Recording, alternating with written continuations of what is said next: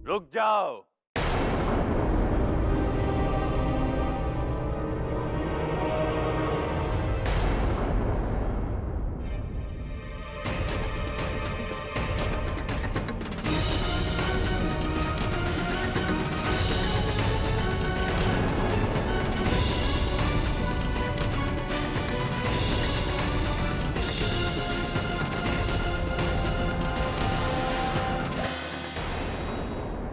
इस नदी को पार करने का प्रयास न करो देवी। क्या इस नदी को पार करने का कोई और मार्ग है? नहीं, इस नदी को पार करने का कोई मार्ग नहीं है देवी, और तुम्हें इसे पार करने का प्रयास भी नहीं करना चाहिए। जिस ओर आप खड़ी हैं वहां केवल जीवन है, और जिस किनारे पे मैं खड़ा हूं वहां मृत्यु। जाओ, लौट जाओ। नहीं, हम नहीं लौट सकते। हमें उस किनारे आना ही होगा। हमें इस नदी को पार करना ही है। शायद तुमने मेरी बात ध्यान से सुनी नहीं देवी।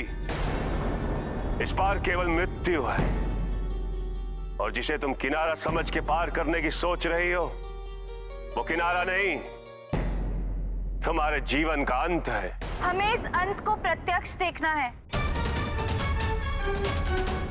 हम भी देखना चाहते हैं कि मृत्यु के बाद जीवन कैसा लगता है। तुम मृत्यु का मतलब नहीं समझती देवी। हमसे अधिक मृत्यु का अर्थ और कोई समझ भी नहीं सकता। मृत्यु केवल तब नहीं होती जब आत्मा शरीर से विलग हो जाती है। मृत्यु तो तब होती है जब जीवन का उद्देश्य छूट जाए, जब सारे स्वप्नों का अंत हो जाए, जब ये संसार अर्थहीन हो जाए।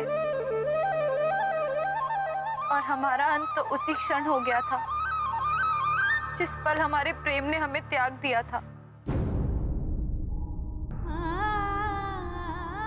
अब इस शरीर के लिए क्या मृत्यु और क्या जीवन। देवी, तुम भावनाओं के भंवर में उलझकर भटक गई हो। तुम केवल अपने और अपने प्रेम के बारे में सोच रही हो। अपने परिजनों के बारे में सोचो जो तुमसे अत्यंत प्रेम करते हैं।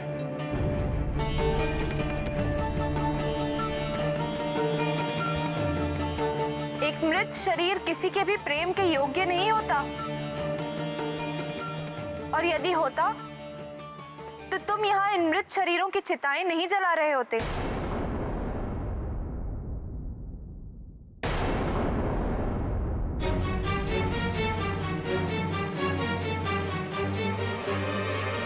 एक बार फिर सोच लो देवी,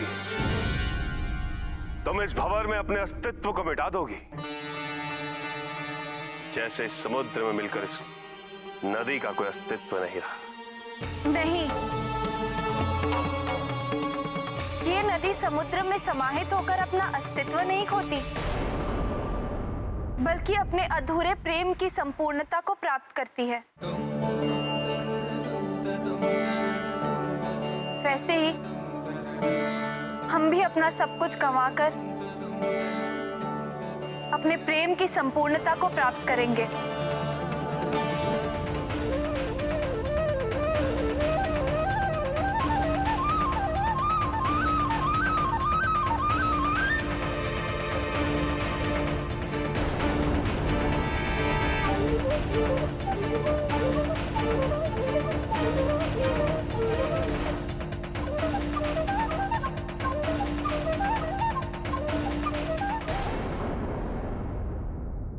देखो, हमने अपनी प्रेम की शक्ति से इस विकट बहाव को भी पार